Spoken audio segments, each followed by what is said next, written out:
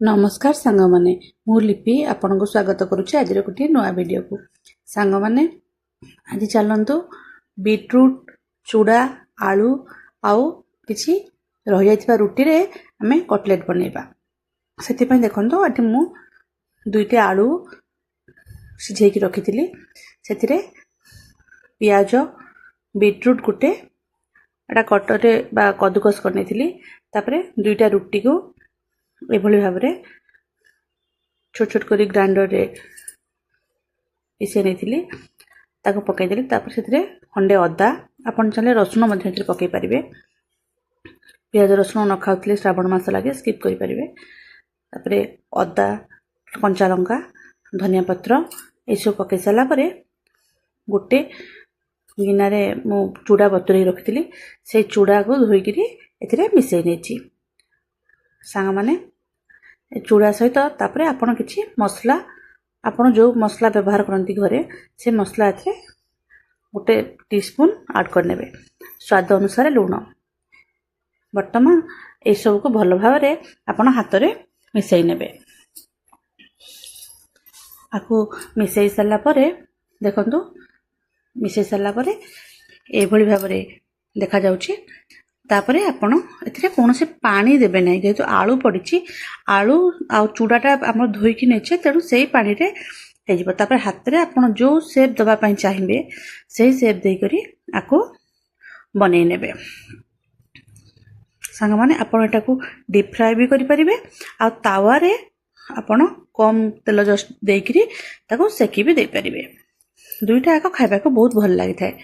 वर्तमान मु एठी अधा तावा रे अल्प तेल देकी सेकी नेबी आउ अधा डीप फ्राए करने आपको आपण धनिया पुदीना चटनी सहित खाइले बहुत भल लगी थाए कि टमाटो सॉस आपण यूज करि परिबे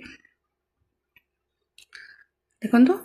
तेल एभली भल भाव में मु तावा रे मारी नेछि तापर एथिरे गोटे गोटे कटलेट को वर्तमान पकई नेबा आपण को मोर वीडियो बा रेसिपी भल लागुले लाइक शेयर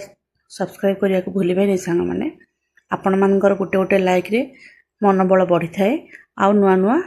रेसिपी करने पई इच्छा होता है देखंतु वर्तमान मु एठी अधा कटलेट गोटी पकई नहीं तावा रे एबे ता ऊपर मध्य किछि तेल आमे मार नबा देखंतु एभली भाव में आपण किसी तेल ता ऊपर लगे देबे तापरे आको आमे उल्टे नबा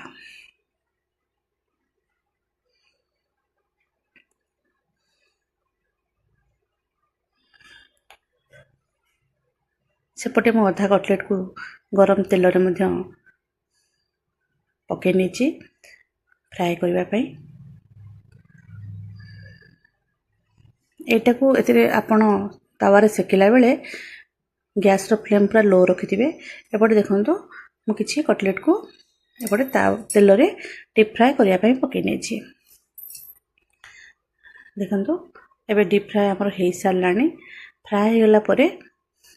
एटा बहुत सुंदर दिसुछि आ खाइबा को मध्य बहुत टेस्ट लागुछि आपण मान निहाती घरे प्रस्तुत करंतु वर्षा दिने खाइकिनी मजा नियंतु आउ मते लाइक करबा को भूलंतु नहीं संपूर्ण वीडियो आपण मान देखिथिबारु